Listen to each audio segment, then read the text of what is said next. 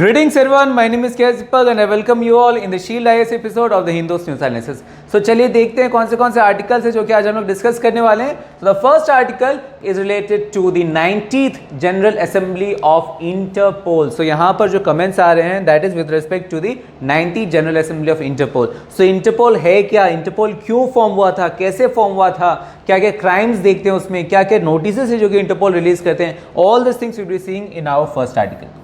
The second article is regarding to the languages, particularly the official languages. So यहाँ पर बात करेंगे parliamentary committee on official language के ऊपर. ये कमेटी है क्या, क्यों फॉर्म हुआ था, क्या मैंडेट है, क्या कंपोजिशन है, उसे देखेंगे. साथ ही साथ ये भी देखेंगे कि ऑफिशियल लैंग्वेज रेजोल्यूशन क्या है, उसकी क्या मैंडेट है, उसकी क्या परसेप्शंस है. All this things will be seeing in our second article. The third article is related to a comment coming out of the Union Law Minister and this comment is based on the collegium system. So यहाँ पर बात कर देंगे collegium system के ऊपर. क्या है collegium system, क्यों बना था collegium system, कैसे बना था collegium system, over the years कौन से judgments है जिन्होंने collegium system को structure किया है, क्या क्या issues है उसमें. All these things we will be seeing in our third article. The fourth article is related to the UCC, that is the Uniform Civil Code. So यहाँ पर बात करेंगे UCC है क्या, क्या है इसमें इश्यूज, क्या एडवांटेजेस हैं, क्या इश्यूज हैं, उसके हिस्टोरिकल कॉन्टेक्स्ट को देखेंगे, प्री इंडिपेंडेंस पोस्ट इंडिपेंडेंस देखने की कोशिश करेंगे, जुडिशियल इंटरवेंशन को देखने की कोशिश करेंगे in our fourth article. The fifth one is related to the IADD, that is the India Africa Defense Dialogue. So यहाँ पर जो कमेंट आए हैं from the Defense Minister, that is in the IADD. So इस dialogue को समझने की कोशिश करेंगे, क्या है डायलॉग, ये क्यों बना था, इंडिया और अफ्रीकन कंट्रीज के बीच में जो डिफेंस कॉपरेशन है उसके प्रिंसिपल्स को देखने की कोशिश करेंगे, कब से चालू हुआ, दैट थिंग्स जो हैं, historical context, geographical significance, all this things we are seeing in our fifth article. The sixth one is related to the delegated legislation. So यहाँ पर बात करेंगे delegated legislation है क्या, क्यों करते हैं हम लोग delegated legislation, उसमें क्या क्या consequences हो सकते हैं. Whereas यहाँ पर एक और कमेटी भी है related to delegated legislation, that is the Parliamentary Committee on Subordinate Legislation. तो वहाँ पर इस कमेटी के बारे में बात करेंगे, क्या composition है, क्या chairperson है, क्या mandate है. All these things we will be seeing in our sixth article. The seventh one is regarding the drug abuse. So यहाँ पर बात करेंगे drug abuse के ऊपर. drug abuse क्या है, इंडिया में क्या statistics हैं, इंडिया के जो state specific जो statistics हैं, global level पे क्या क्या mandate है, इंडियन में क्या क्या mandates लिया गया है, गवर्नमेंट ऑफ इंडिया ने क्या क्या measures लिए हैं, क्या क्या ramifications है, क्या क्या consequences है. all these things we will be seeing critically and statistically in our seventh article. And as usual, the eighth one is on the quiz of the day. So let's start with the first one, that is on the comments coming out of the 90th General Assembly of Interpol. तो ये जो comments आ रहे हैं by the Prime Minister, this is in the 90th General Assembly of Interpol. So यहाँ पर जो Interpol के basics हैं, that is very important. And those basics we have already covered in our yesterday's video, that is of 18th October. जहाँ पर Interpol है क्या, Interpol का full form क्या है, क्या abbreviation है Interpol, Interpol क्या काम करता है, ऑर्गेनाइजेशन का हेडक्वार्टर्स कहाँ पर है, इसकी स्ट्रक्चर क्या है, इंटरपोल कौन से क्राइम्स देखते हैं, the modus operandi of Interpol, इसके साथ साथ इंटरपोल में क्या क्या चैलेंजेस हैं, as well as the notices that the Interpol brings. All this things comprehensively we have discussed in our 18th October video. So please refer to the video so that you have a very good understanding of this organization. With that, now let's move to our next article, that is on the official language. अब ये जो comments आया from the Tamil Nadu House, that is related to the Parliamentary Committee for Official Languages. और जो Parliamentary Committee for Official Languages वो काफ़ी time से newspaper में covered हैं, and that is why we have also covered this video in great details in our 13th October video, जहां पर ये कमेटी है क्या, इसका मैंडेट क्या है, कंपोजिशन क्या है, चेयरपर्सन क्या है, एज वेल एज ये क्या क्या काम करते हैं. And one of the aspect is the official language resolution, that is also we have discussed in our 13th October video. So please refer to those videos so that you have a very good understanding on the aspects of official language, and that is very important from clean's point of view. With that, now let's move to our next article, that is on the comments coming out of the Union Law Minister Kiren Rijiju. अभी जो comments है जो कि union law minister से निकल के आ रहे हैं, ये कमेंट्स के पीछे का जो रीजन है, the basis of this reason is the collegium system, जहां पर जुडिशियल अपॉइंटमेंट्स के लिए किसके ऊपर ज़्यादा ध्यान होना चाहिए, किसके पास ज़्यादा पावर्स होंगे, क्या एग्जीक्यूटिव के पास पावर्स होंगे, क्या जुडिशियरी के पावर्स होंगे. So that balance is the basis of this comments coming out of the minister of law and justice Kiran Rijiju sir. अब यहाँ पर जो कमेंट्स, इसे समझने के लिए you need to understand the basis of collegium system. और कॉलेजियम सिस्टम के जो हर एस्पेक्ट्स हैं critically we are discuss in our 11th October video, जहां पर कॉलेजियम सिस्टम है क्या, कॉलेजियम सिस्टम आने से पहले कॉन्स्टिट्यूशन में, संविधान में कौन सा आर्टिकल है रिलेटेड टू जुडिशियल अपॉइंटमेंट्स, उसमें क्या एम्बिग्विटी है, क्या क्लैरिटी की कमी है, और इस क्लैरिटी लाने के लिए ओवर द इयर्स कौन से जजमेंट्स हुए हैं, उनमें सुप्रीम कोर्ट ने क्या गाइडेंस दिया है, एग्जीक्यूटिव ने क्या मेजर्स लिए हैं, एज वेल एज इसकी क्रिटिकल अंडरस्टैंडिंग, दैट इज क्या क्या इश्यूज हैं कॉलेजियम सिस्टम के, that also we have discuss in our 11th October. So please refer to the video so that you have a very good understanding, not only an understanding but a critical understanding of this topic, which is very important from mains perspective. With that, now let's move to our next article, that is on the UCC, that is the Uniform Civil Code. अब यहाँ पर बात करेंगे uniform civil code के ऊपर। So क्या है uniform civil code, basic से स्टार्ट करते हैं। So uniform civil code is a common set of laws, एक कॉमन सेट ऑफ लॉज हैं जो गवर्न करने की कोशिश करते हैं किस चीज़ें में, पर्सनल मैटर्स में। पर्सनल मैटर्स मतलब for example marriage, divorce, adoption, inheritance, succession, ये सब चीज़ों में है सिटीजन्स के। तो वहाँ पर इरेस्पेक्टिव ऑफ द रिलीजन, हम ये नहीं देखेंगे कि वो पर्टिकुलर जो पर्सनैलिटी है वो किस रिलीजन को फॉलो करते हैं। Irrespective of the religion personal matters के लिए एक common law, set of laws बनाने की बात है, and that aspect, that ideology is known as UCC, that is the uniform civil code. अब यहाँ पर बात करते हैं यूसीसी को समझने के लिए need to understand the historical perspective, history में इसके कॉन्टेक्स्ट को समझने की कोशिश करते हैं। सो जब भी हिस्ट्री की बात करते हैं we have to see from pre independence and post independence perspective. So let's start with our pre independence perspective.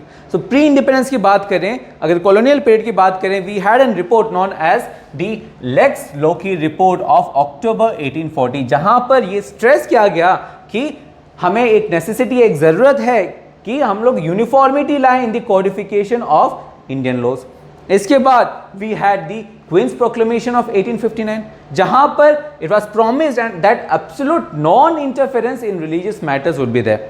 So in दोनों एस्पेक्ट्स की वजह से क्या कॉन्सिक्वेंस हुआ कि जो क्रिमिनल लॉज हैं, क्रिमिनल लॉज को कोडिफाई कर दिया गया और उसे यूनिफॉर्म कर दिया गया in through out the territory of India. But जो सिविल लॉज हैं, फॉर एग्जाम्पल जो पर्सनल मैटर्स पे, आपके मैरिजेस पे, एडॉप्शन पे, डिवोर्स पे जो एस्पेक्ट्स हैं, वो एस्पेक्ट्स रिलीजन के हिसाब से बढ़ गए।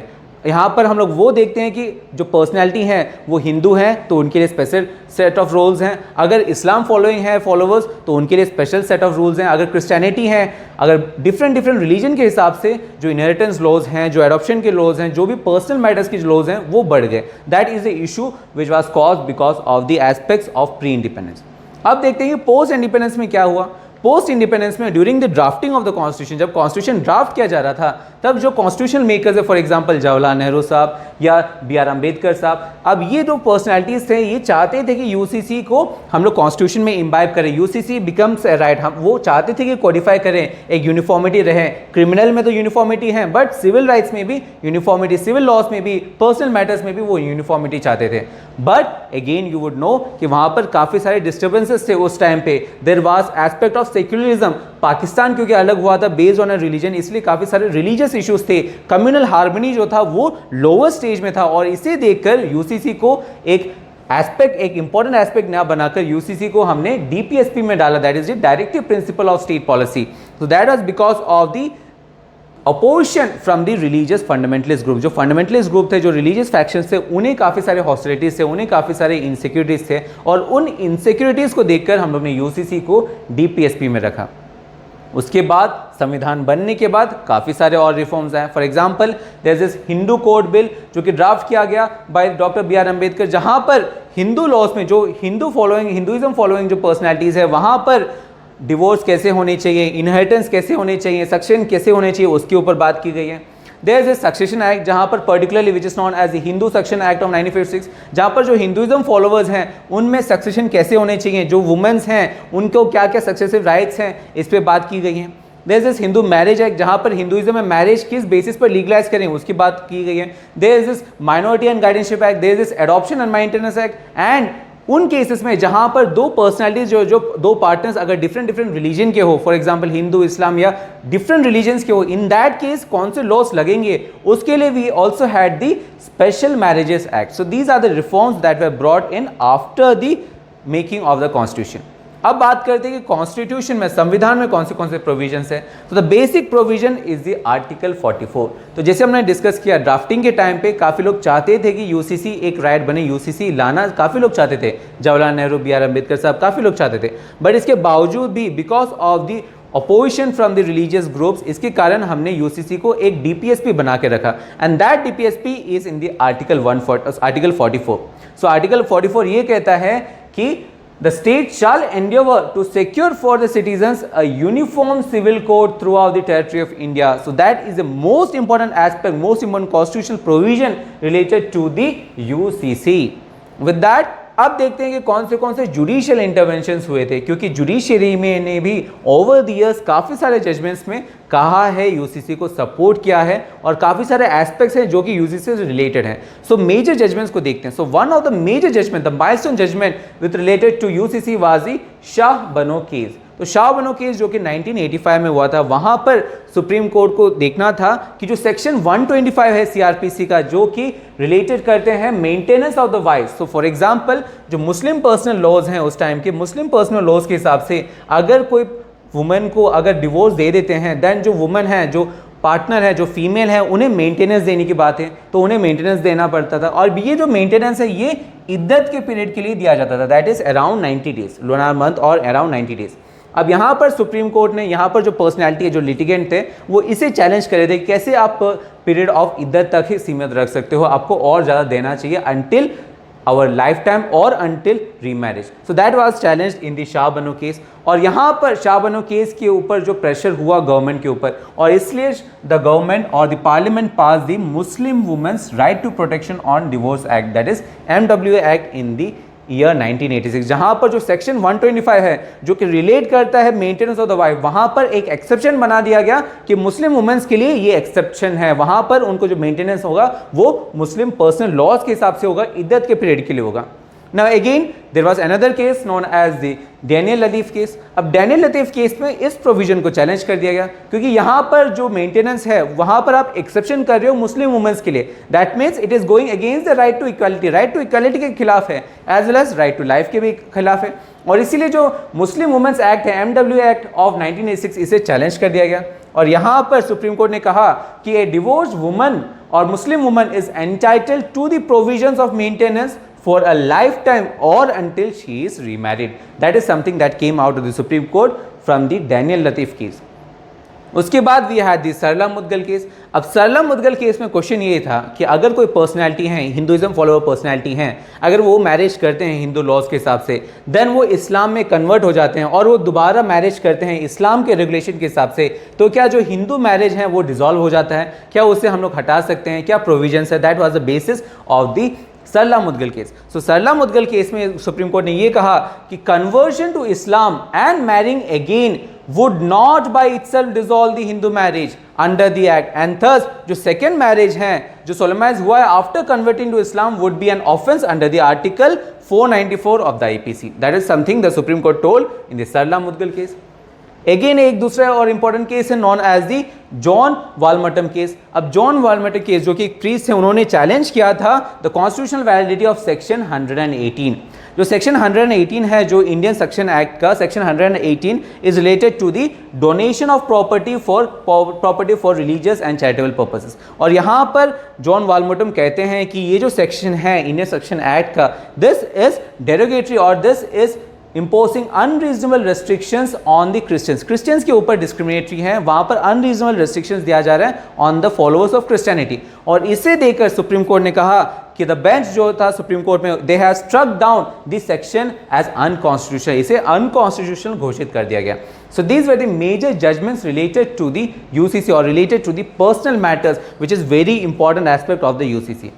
विद दैट अब देखते हैं क्या क्या एडवांटेजेस हैं और डिसएडवांटेजेस हैं यूसीसी के। सो let's start with the advantage. Advantage ये है, अगर आप यूसीसी करोगे, अगर आपको कॉमन लॉज हैं सिविल मैटर्स के लिए, पर्सनल मैटर्स के लिए, so it would bring uniformity. जब यूनिफॉर्मिटी लाएगा that it would mean that it would B reducing Discord. जो डिस्कॉर्ड है, जो कम्युनल हार्मनी है, वो आप बढ़ा सकते हो। यहाँ पर रिलीजन के हिसाब से जो पर्सनल मैटर्स हैं वहाँ पर डिफरेंट जजमेंट्स नहीं होंगे। हर एक person irrespective of the religion वहाँ पर यूनिफॉर्म कानून होंगे, यूनिफॉर्म एस्पेक्ट्स होंगे, and that would increase the harmony and uniformity. Second advantage is that it would bring secularism as well as it would increase the women rights. Secularism we would understand कि जहाँ पर religion aspect से, religion के basis पर आप देख रहे हो कि किस पर्सनैलिटी का क्या रिलीजन है, जो पार्टीज इन्वॉल्व है उसका क्या रिलीजन है देख रहे हो. अगर आप यूसीसी लाओगे तो वहाँ पर रिलीजन देखने की बात नहीं है. Then it would mean that you are promoting secularism. Same time another aspect of this is कि क्योंकि पर्सनल लॉज जो हैं वो काफ़ी पुराने हैं और ज़्यादातर जो पर्सनल लॉज हैं they are derogatory towards the women's, उनमें वुमेन्स राइट की कमी है because of the old nature होने के कारण. और जो इंडियन सोसाइटी जो कि ओवर द ईयर्स इवॉल्व हुआ है उनमें काफ़ी सारे इश्यूज़ हैं, वुमेन्स को काफ़ी सारे राइट्स नहीं दिए गए हैं. और क्योंकि अगर हम लोग नया बनाएंगे, ये जो पर्सनल लॉज है इसे हटा के, इसे डिस्टर्ब करके अगर हम लोग नया लॉ बनाएं, अगर यूसीसी लाएं, देन हम लोग वुमेन राइट्स को इनकलकेट कर सकते हैं, उसे इम्बाइब कर सकते हैं, उसे एनहांस और प्रमोट करने के लिए हम लोग मेजर्स ले सकते हैं. So that is another advantage of UCC. Third advantage is the ease of administration.